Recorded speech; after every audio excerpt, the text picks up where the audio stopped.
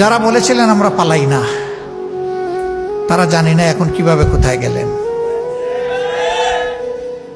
আমরা কোনোদিন এটা বলি নাই যে আমরা পালাই না, তবে আলহামদুলিল্লাহ রাব্বুল ইজ্জত আমাদেরকে এটুকু মেহরবানি করেছেন যে আসলেই আমরা পালাইনি। আমরা ফাঁসির রশি গলায় নিয়েছি, কিন্তু দেশ থেকে পালাইনি। আমাদের একজন, তিনি আমেরিকায় ছিলেন স্বাভাবিক কাজে, সেই সময় বন্ধু বান্ধব তাকে নিষেধ করেছে, ডোন্ট কাম ব্যাক। তিনি বলছেন কেন? বলেছে যে আপনাকে ওই রকমই পার্সিকিউট করা হবে, অবিচার করা হবে, যেমনটা অবিচার করা হচ্ছে আপনার সিনিয়র লিডারদের সাথে।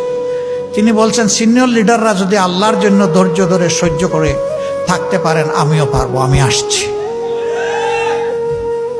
আদালতে দাঁড়িয়ে আমাকে ফাঁসি দেওয়া হোক, আমার কোনো আপত্তি নাই। আমি পলাতক হিসাবে এই বদনামের অংশ নিতে চাই না যে আমি অপরাধী। আমি আদালতে দাঁড়িয়ে বলবো আমি নিরপরাধ। মীর কাসেম আলী সেইটাই করেছিলেন। কিন্তু না আসলে পারতেন ভাই, কেউ তারে বলতো না যে উনি পালিয়ে গেছেন, কারণ তার বিরুদ্ধে কোনো ওয়ারেন্ট, কোনো মামলা ছিল না। তিনি এসেছেন তার নৈতিক দায়বোধের জায়গা থেকে, তার দেশকে ভালোবাসেন।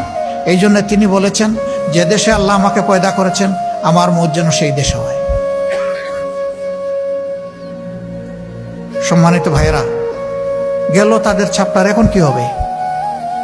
এখন কি এগুলোই চলবে? আগামীতেও কি একটা দুর্নীতিবাজ সরকার এসে আমাদের সব লন্ডভন্ড করে দেবে? আগামীতেও সন্ত্রাসীরা এসে আমাদের উপর আবার ছড়ি ঘুরাবে? আগামীতে আমাদের মা বোনদের ইজ্জত নিয়ে আবার টানাহেঁচড়া করা হবে? আমাদের জীবনের উপর কালো হাত নেমে আসবে? সবগুলার বিরুদ্ধে আমাদেরকে সিংহের মতো গর্জন করতে হবে ইনশাআল্লাহ। আমাদের স্পষ্ট বক্তব্য, দুর্নীতি তোমাকে লাল কার্ড, সন্ত্রাস তোমাকে একেবারেই কালো কার্ড, অবিচার তোমার জায়গায় সমাজে হবে না।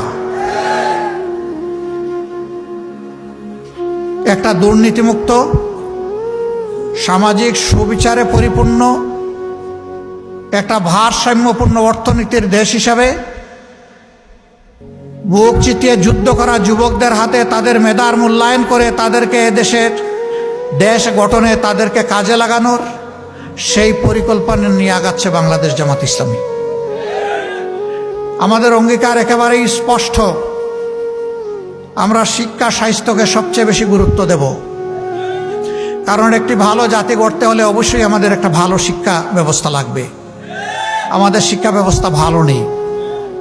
একটা ভালো জাতি গড়তে হলে অবশ্যই সুস্থ সবল আমাদের সন্তানদেরকে চিকিৎসা দিয়ে গড়ে তুলতে হবে। আমাদের স্বাস্থ্য ব্যবস্থা সেরকমটা নয়, ভঙ্গুর স্বাস্থ্য ব্যবস্থা।